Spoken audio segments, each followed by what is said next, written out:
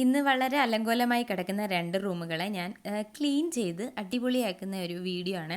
അടിപൊളിയായോ ഇല്ലയോ എന്നൊക്കെ നിങ്ങളാണ് പറയേണ്ടത്. അപ്പോൾ ഇതാണ് റൂമിൻ്റെ ഇപ്പോഴത്തെ അവസ്ഥ. ഇനി നമുക്കിതൊക്കെ ഒന്ന് മാറ്റി ഇങ്ങനത്തെ ഒരു അവസ്ഥയിലോട്ട് എത്തിക്കാൻ ഞാൻ വളരെ കഷ്ടപ്പെട്ടു കേട്ടോ.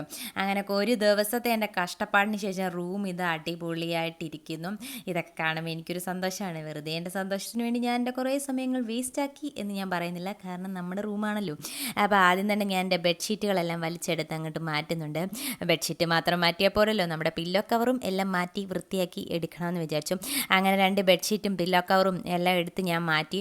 ഇനിയിപ്പോൾ നമ്മുടെ ബ്ലൈൻഡ്സൊക്കെ അങ്ങ് പൊക്കി നമ്മുടെ റൂമിലോട്ട് കുറച്ച് എയറൊക്കെ കയറണമല്ലോ. എയറല്ല, കുറച്ച് വെട്ടവും വെളിച്ചമൊക്കെ വരണം. കാരണം എപ്പോഴും ഇതൊക്കെ ഇങ്ങനെ മൂടിക്കെട്ടി കിടക്കുന്നതുകൊണ്ട് ഒരു രസമില്ല. അങ്ങനെ ജനലുകളെല്ലാം ഇങ്ങനെ തുറന്നു കൊടുക്കുകയാണ്.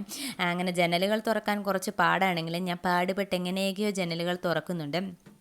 കുറേ നേരമൊക്കെ ശ്രമിച്ചു.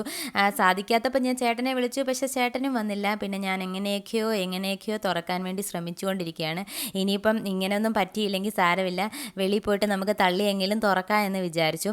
അത് കഴിഞ്ഞ് ജനലെല്ലാം തുറന്നിട്ട് വന്നപ്പോഴത്തേക്കും അവിടെ കുറച്ച് അലങ്കോലമായി കുറച്ച് തുണികൾ എന്നെ നോക്കി കിടപ്പുണ്ടായിരുന്നു.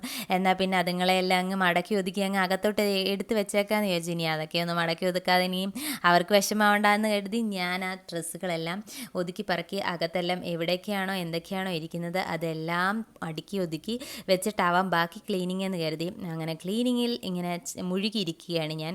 ഇന്നെന്തോ രാവിലെ എഴുന്നേറ്റപ്പോൾ തന്നെ ഞാൻ വിചാരിച്ചു എൻ്റെ റൂമിൽ നിന്ന് തുടങ്ങാമെന്ന്. അല്ല, രാവിലെ ബ്രേക്ക്ഫാസ്റ്റ് ഒക്കെ ഉണ്ടാക്കിയിട്ടാണ് കേട്ടോ നമ്മൾ റൂമിലോട്ട് കയറിയത്. കാരണം അല്ലെങ്കിൽ ഫുഡ് കഴിക്കാതെ ഇതെല്ലാം ക്ലീൻ ആക്കേണ്ടി വരുമല്ലോ. അങ്ങനെ ക്ലീനിങ് ഇങ്ങനെ നടന്നുകൊണ്ടിരിക്കുകയാണ്. നമ്മൾ ആവശ്യമില്ലാത്ത സാധനങ്ങളെല്ലാം എടുത്തു വെച്ചു. ഇനി എൻ്റെ മേക്കപ്പ് സാധനങ്ങളൊക്കെ ഇരിക്കുന്ന സ്ഥലം ഇതാണ്. അപ്പം ഇതും കൂടെ നമുക്കൊന്ന് ക്ലീൻ ആക്കണം. ആദ്യം ഞാൻ തുടയ്ക്കണമെന്നൊന്നും വിചാരിച്ചില്ല. പിന്നെ ഓർത്തു ജസ്റ്റ് ഒന്ന് തുടച്ച് നോക്കാമെന്ന് കരുതി നമ്മുടെ കയ്യിലുണ്ടായിരുന്ന ടിഷ്യൂ വെച്ചൊന്ന് ജസ്റ്റ് ഒന്ന് വൈപ്പ് ചെയ്തപ്പോഴാണ് ആ നഗ്നമായ രഹസ്യം ഞാൻ കാണുന്നത്. അവിടെ മൊത്തം പൊടിയാണ്. അപ്പോൾ പിന്നെ നമുക്കൊന്ന് ഡീപ്പ് ക്ലീൻ ചെയ്തേക്കാമെന്ന് കരുതി ഞാൻ പിന്നെ എല്ലാ ഷെൽഫും അങ്ങ് തുടച്ചങ്ങ് വൃത്തിയാക്കി എടുത്തു. എൻ്റെ കുറച്ച് മേക്കപ്പ് സാധനങ്ങൾ മാത്രമേ ഇതിനകത്തുള്ളൂ. അപ്പോൾ എന്തായാലും നമ്മൾ അതിനകത്തുണ്ടെങ്കിലും നമ്മളിരിക്കുന്ന സ്ഥലങ്ങളൊക്കെ ക്ലീൻ ആക്കി വെക്കണമല്ലോ എന്ന് കരുതി ഞാൻ ആ ഷെൽഫുകളെല്ലാം തുടച്ച്, ആദ്യത്തെ ഷെൽഫ് തുടച്ച് അതിലെല്ലാം ഇരുന്ന സാധനങ്ങളെല്ലാം അങ്ങോട്ട് തന്നെ പറക്കി വെച്ചു. അത് കഴിഞ്ഞ് പിന്നെ അതിൻ്റെ സൈഡും അതിൻ്റെ മൂലയും മറ്റും അവിടെ ഇവിടെ എല്ലാം പൊടികളാണ്, പൊടിയോട് പൊടി. അപ്പം അതെല്ലാം അങ്ങ് തുടച്ച് വൃത്തിയാക്കിയേക്കാമെന്ന് കരുതി ഞാൻ നന്നായിട്ട് ഒരച്ചൊരച്ച് തുടയ്ക്കുന്നുണ്ട്. എന്തായാലും ലാസ്റ്റിലത്തെ റിസൾട്ട് കാണുമ്പോൾ കണ്ടില്ലേ, ഇത് നിറയെ പൊടിയാണ്. ഈ പൊടിയെല്ലാം ഈ ഷെൽഫിനകത്താണ്. ഇതൊക്കെ എങ്ങനെ വരുന്നതെന്ന് എനിക്കറിയത്തില്ല. അങ്ങനെ പൊടികളൊക്കെ തുടച്ചുകൊണ്ടിരിക്കുകയാണ്. അങ്ങനെ പൊടിയൊക്കെ തുടച്ച് ഏകദേശം ഇങ്ങനെ